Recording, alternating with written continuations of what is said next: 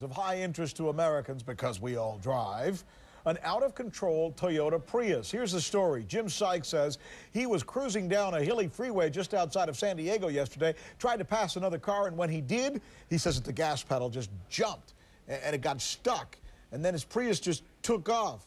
Sykes says he tried to turn the car off, he hit the brakes, tried to pull the gas pedal. He said it went all the way up to 94 miles an hour. Here, take a listen. I was just holding on the steering wheel with my left hand, and I was down at an angle trying to pull it back. I thought it was maybe just stuck. I mean, my mat was perfect. There was nothing wrong with my mat, and the pedal, it wouldn't do anything. It stayed right where it was. Yeah, he goes on to say that he could actually smell the brakes. He was hitting it so hard. And then he called 911. Highway Patrol pulled up. Have we got some pictures here? Yeah, Highway Patrol pulled up. They got on the horn. They told him to hit the brakes. He put on the emergency brakes. And as it was going uphill, it finally started to slow down. When the car finally slowed to 50 miles an hour, the trooper was able to get in front of him and kind of pressure him into stopping. That's how the story goes. Grant Bevill has a master's and a PhD in mechanical engineering. He knows this kind of stuff.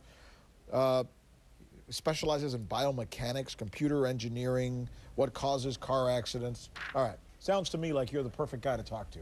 I'm confused about this whole thing. First of all, in this particular case, the story itself, let's start there, and then I want to ask you about this whole problem with Toyota. Because as an American, I want to know, and as a dad who might have kids driving, I want to know.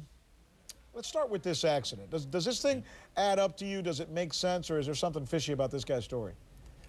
Yeah, thanks for having me. Nothing sounds too fishy about this accident, but it does sound like there are multiple factors that contributed to it. And why didn't he just turn off the ignition? That would have been easy. Shouldn't that do it? And if not, why not hit the emergency brake?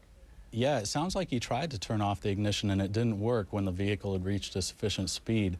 The first thing I would recommend that somebody would do if they're in that type of situation is try to get the vehicle into neutral.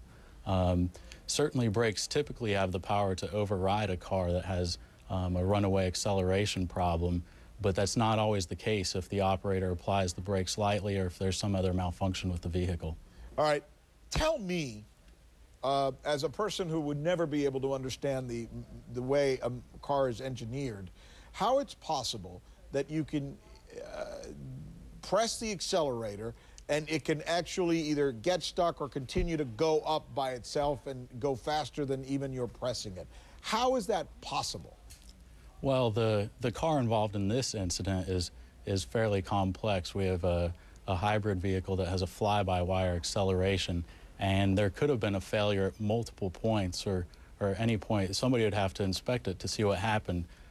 Certainly it could be a mechanical binding in the accelerator, or it could be a software glitch downstream from that accelerator prior to the throttle. So as a guy who knows this kind of stuff, you're a mechanical engineer, you buy into the argument that it's possible for these things to be happening as they are, and you can reason mechanically how it can happen.